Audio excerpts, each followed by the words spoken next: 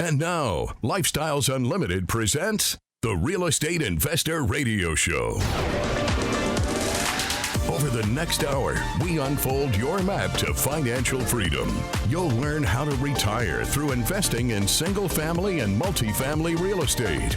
You'll learn how to create cash flow and build wealth so you can have the time and money to live the lifestyle you want.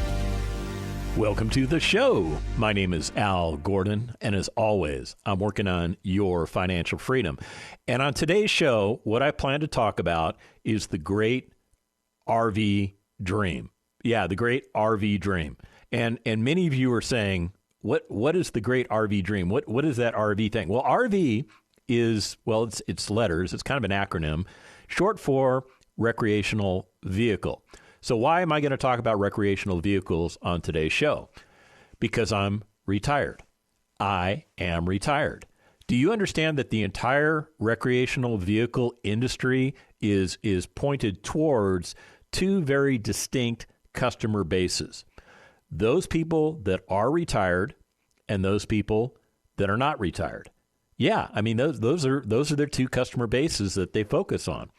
Now, I happen to be in the retired category. So when RV dealers are marketing to me, what they're doing is they're trying to convey a different lifestyle for me, a lifestyle a little bit different than what I have.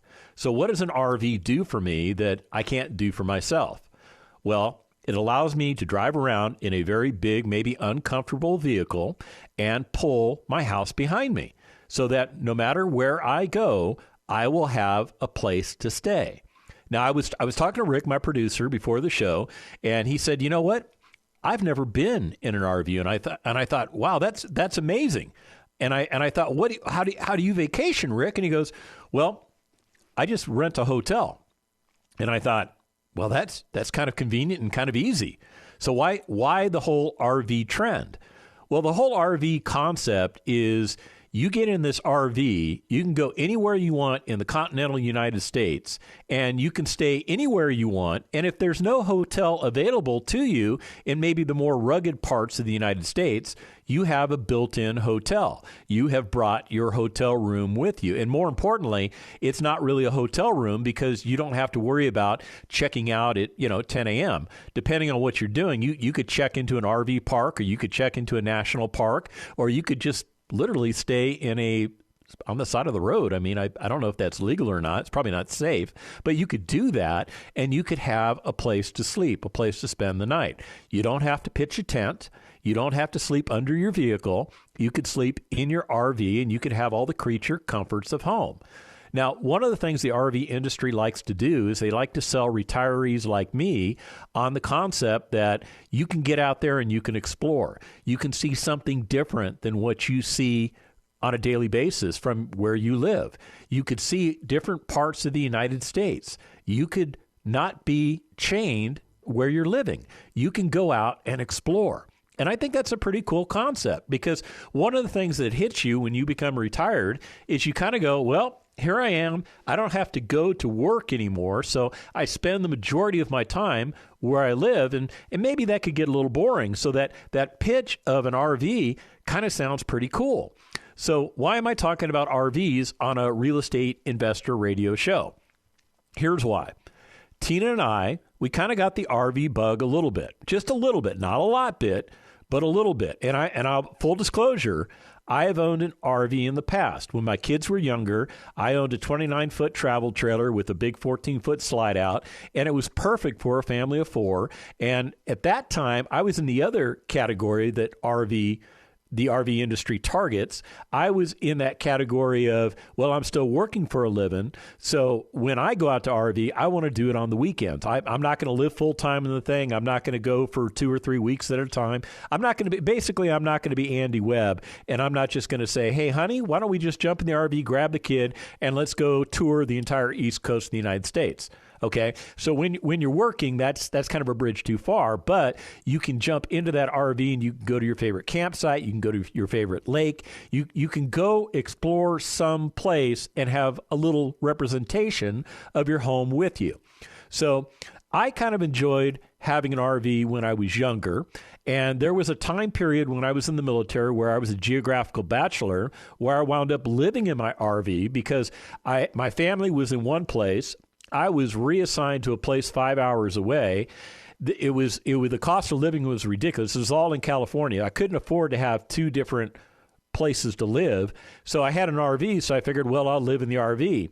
And it just so happened that the installation that I worked at had a small RV park, and I could rent space in that RV park, and I kind of made things, work. But one of the things that I took away from living in my RV full time, especially by myself, was that it was kind of lonely. It was kind of boring.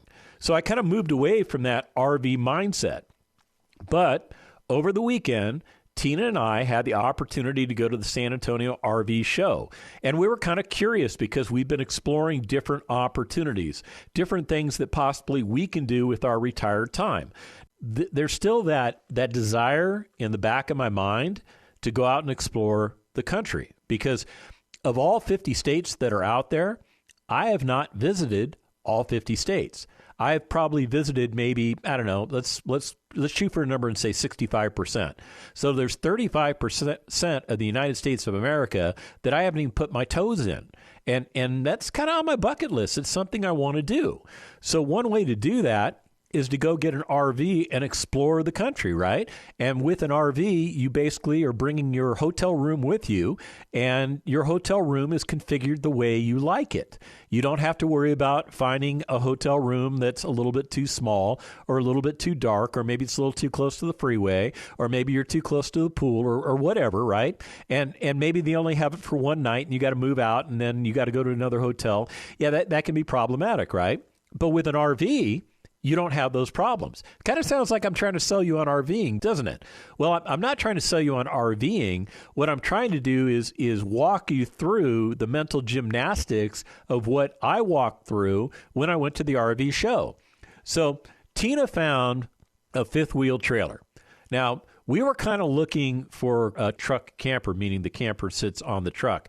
And the reason we were looking for a camper that sits on a truck is because we also are interested in potentially buying a boat, because we that's kind of the lifestyle that we love. I enjoy fishing, so I like getting out in the ocean. I like getting out on the lakes, and there's actually a boat out there I was going to buy. I chose not to buy it because it didn't make financial sense to me, and partially because I knew that my body was breaking down, and I was going to not only go through the surgery I just went through, but I have another surgery on the other arm that I've got to take down in a couple of months. So literally the whole year of 2024 for me is going to be locked into making my body recover. So I'm going to use that time to invest in real estate and to look at different avenues that can be sources of entertainment for myself, because I don't work anymore. So I've regained control over my life. And with that control, I want to have fun things to do in my life. I enjoy having fun. And after 27 years in the United States Army, I didn't find that 100% of my time was devoted to having fun. Yeah, you don't necessarily have a lot of fun when you're serving in the United States Army. Now, there are some fun things that occur, but it's not 24/7 fun. It's not. And I'm sure where you work is not 24/7 fun either. You probably have some fun moments, but not everything you do is exciting or stimulating, or is something that you desire to do. Does that make sense? Okay, so we're at the RV show, and Tina's got, well, she's just got gold-plated taste. I mean, this is a woman that could look at three different commodities, and she could immediately pick out the most expensive one without knowing anything about the commodity. Yeah, that's the way she rolls, because she's got kind of a gold-plated taste. I don't know if I just offended my wife or not, but that's just the way she is. So she found this fifth wheel RV. Now, we weren't even looking for fifth wheel RVs because, like I said, we were looking for a truck mounted camper type of thing, because that's what we were thinking about.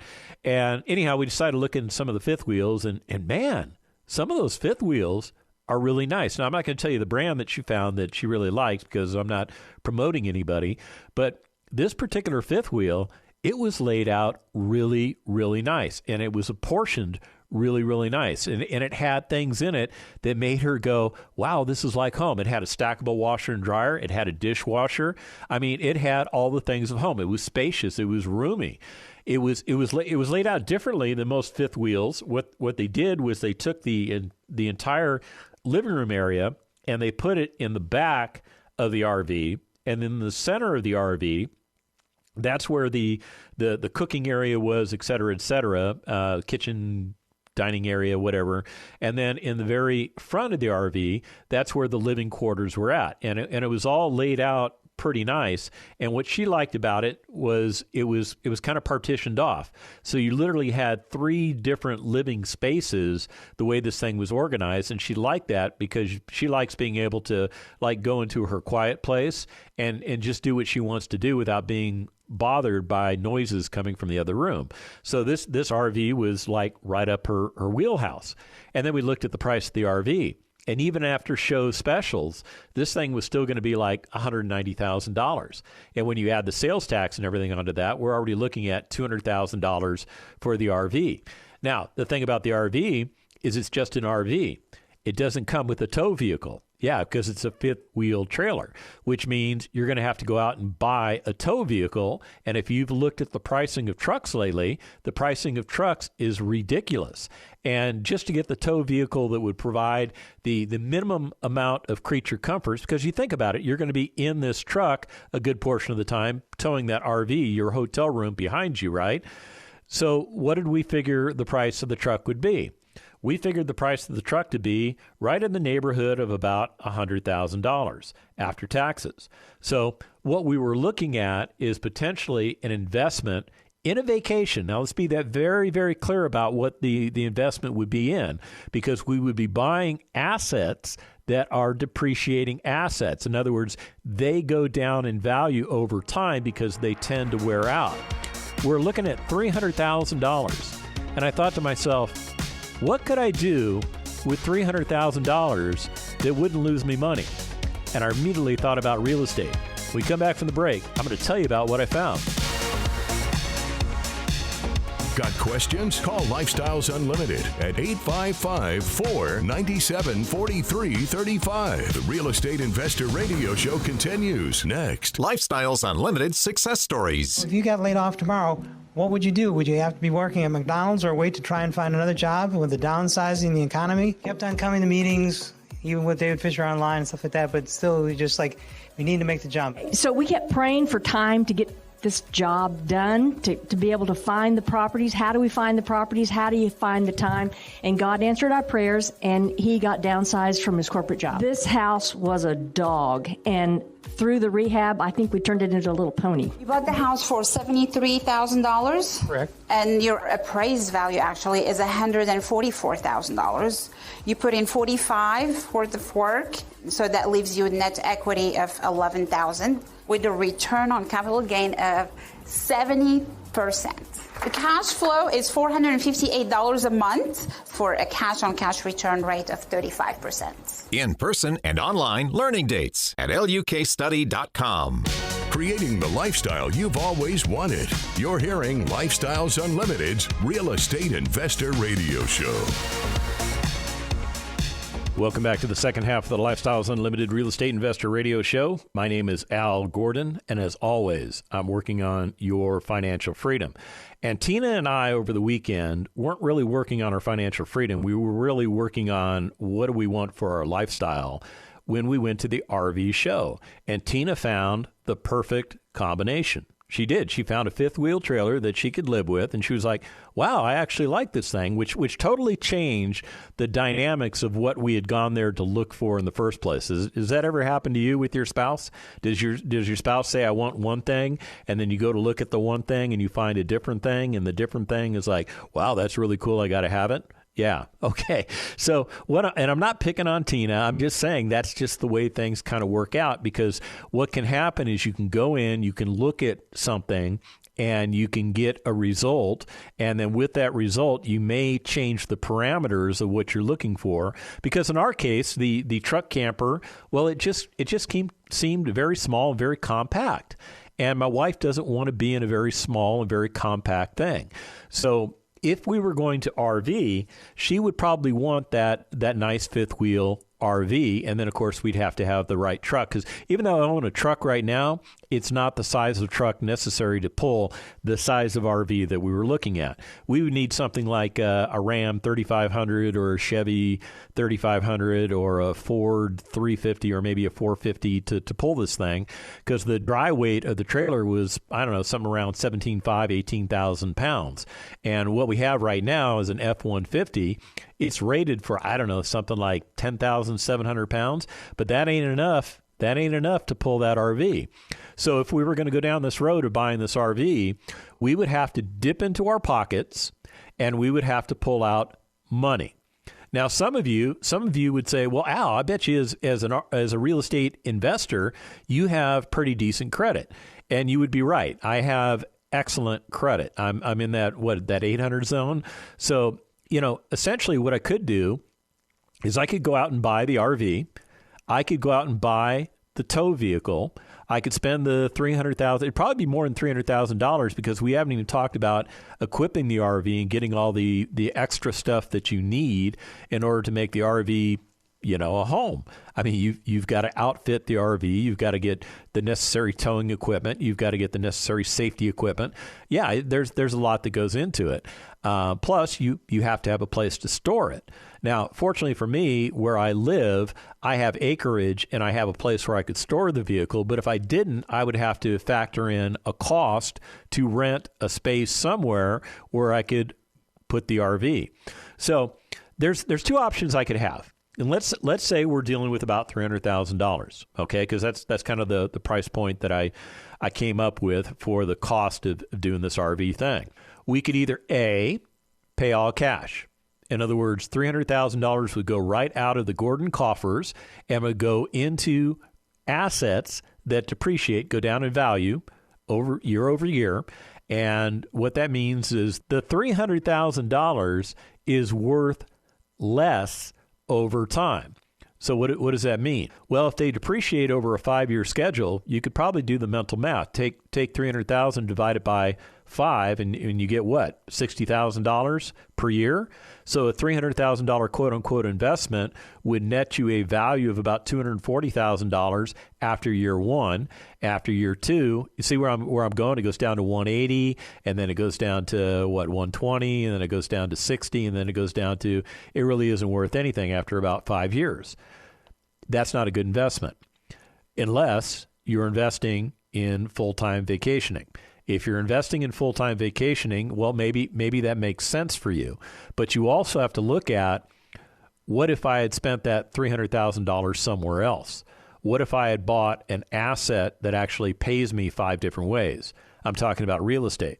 Now, you could buy the real estate asset, and it doesn't necessarily solve your vacation problem, other than the fact that the asset would produce cash flow for you, and you could use that cash flow to pay for your vacationing dreams.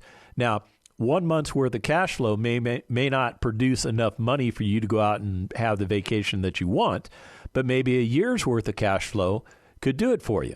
So the question you have to ask is, what exactly are you in the market for?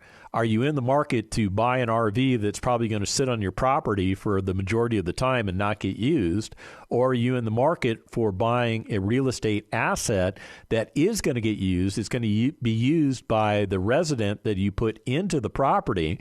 They're going to live there, and they're going to pay you about 1/3 of what they make every month, and that translates into cash flow for you. Now, there's a duplex that came across my desk over the weekend, and ironically, the value of that duplex is $320,000. That means all fixed up, it's worth $320,000. Now, you're not going to pay $320,000 for that asset. You could actually buy the asset for $125,000. Now, you're probably thinking, wow, Al, that's like, what, 39% of value? There's got to be something inherently wrong with this property. And there is. This property is in very, very bad shape. This property is going to take about $142,500. It's actually going to take more money to do the rehab than it's going to cost you to buy the property. But when you buy the property for $125,000, you do the rehab valued at about $142,500, and you cover the closing and holding costs of about $10,000, you're actually doing really well because you're capturing equity in the asset of about $42,500. What does that mean, capturing equity? It means that you're going to buy the property at wholesale pricing. You're going to fix it up. Granted, it's going to take a lot of money to fix this thing up, but you're going to fix it up, and your all-in cost is going to be $42,500 less than what the actual value or the appraised value of the asset is in the marketplace. So what I'm getting at is your $320,000 asset, that's what it's worth all fixed up. You're not paying a full $320,000 for it. You're actually paying $277,500, just doing the mental math for you. So the difference between that $277,500 and that $320,000 is the $42,500 of additional equity that you put into the property. Now, some of you are concerned because I threw out some big numbers. You're going to pay $125,000 to buy it. You're going to do $142,500 in rehab. You've got $10,000 in closing and holding costs. Man, that's still $277,000. Yeah, but think about this. That is if you buy it and you use just cash to buy it and rehab it. Now, as a Lifestyles Unlimited member, I'm going to tell you that's a dumb way to do it. It's not the smart way to do it. You need to leverage the purchase. You need to leverage the rehab. You need to learn how to do these things. And at Lifestyles Unlimited, we will teach you the nuts and bolts of how to leverage those things. But think about it for a minute. I was just talking about buying an RV and a tow vehicle that was going to cost me in the neighborhood of around $300,000. But now I'm talking about buying an asset that's going to cost me in the neighborhood of what did I say, $277,500? Okay, $277,500. So if I had $300,000 worth of cash available to me, what's the better purchase? And I'm going to tell you the real estate is the better purchase. If I were to buy the RV, before I bought the RV, I would buy real estate. That way I knew that I had income coming in that it would pay for the RV adventure. Does that make sense?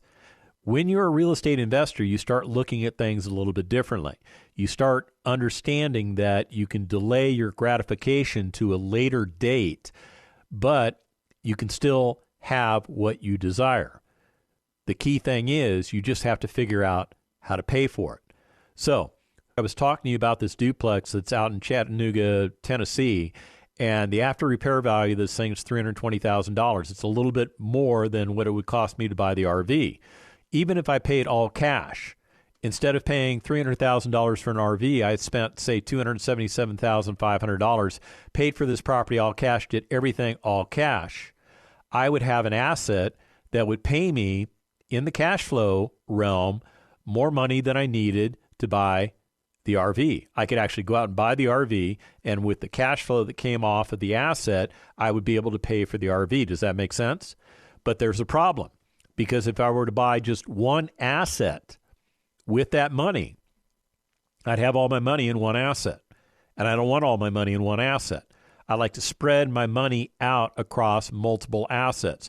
So I'm diversifying based on location, which is, if you're going to diversify, the only way I would suggest you diversify in real estate is to do it just the way I explained it to you. That way, if one area gets impacted, let's say a hurricane lands or something, or, well, actually, there wouldn't be any hurricanes in the desert. But let's say in Chattanooga, Tennessee, I don't know if they have, what do they call those, tornadoes up there? Let's say a tornado came through after I bought the property and wiped the property out. I'm still covered by my other assets that didn't get wiped out because they're not all in Chattanooga, Tennessee. Does that make sense? All right, let me get back to this duplex, though. This duplex, I'm not going to spend all cash on. I'm not going to do it. And the reason I'm not going to do it is because I've been trained by people much smarter than me that is a dumb practice. Because by putting all of my money into one asset, all of my money is in one asset. And the other thing that I'm not doing is I'm not leveraging other people's money. leveraging other people's money is very significant because it helps you to get greater rates of return based on the investment dollars you put into the asset because you're bringing in dollars from other areas. So we're going to put a loan on this property. As a matter of fact, we're going to use two types of loans. We're going to use a hard money loan to buy the asset and do the majority of the repairs because the hard money lender is willing to give us 70% of the after repair value, and we can use it for acquisition and for repairs. When that money runs out, then we have to contribute our own cash. If we were to buy this asset in Chattanooga, Tennessee, what I'm estimating is that our cash out of pocket would be about $53,000, basically 1/6 of what it would be if I were to buy that RV and pay all cash for it, right? Okay, so $53,000 goes into this asset in Chattanooga, Tennessee. The cash flow that this asset will produce is projected at $1,077 per month. It means annualized, I'm making about almost $13,000 per year. I kind of like the idea of making $13,000 per year as opposed to buying myself a hotel room that I'm going to drag around with me behind a truck that I really don't need. Yeah, I'm just being serious with you. And here's the other thing. If I buy this asset for $53,000 and let's say my war chest is $300,000, I have $300,000 that's available for me to go out and spend. If I had 5 more of them and they were paying me $1,077 per month, how much money am I bringing in? I'm bringing in well over $6,000. Well over $6,000. And then I could go buy that RV, and even if I leverage the RV 100%, I would have more cash flow coming in from these types of assets that covers the expense of the RV. Are you starting to see how, as a real estate investor, I tend to look at things a little bit differently? Now, Tina and I decided, after going to the RV show, that $300,000 was just way too much money to spend on vacationing, because the reality of it is I've already bought Tina her dream home. We live in a beautiful 4,600 square foot house. We live on 3.5 acres on a creek. Where I live is peaceful. Where I live is quiet. I have all kinds of wildlife that comes through my property. So when you look at this duplex, even if we injected $53,000 into this property, we're still picking up an additional $42,500 of equity. That's almost $100,000 of equity into the property. It's pretty cool. And what it does for us is it produces $1,077 per month in cash flow.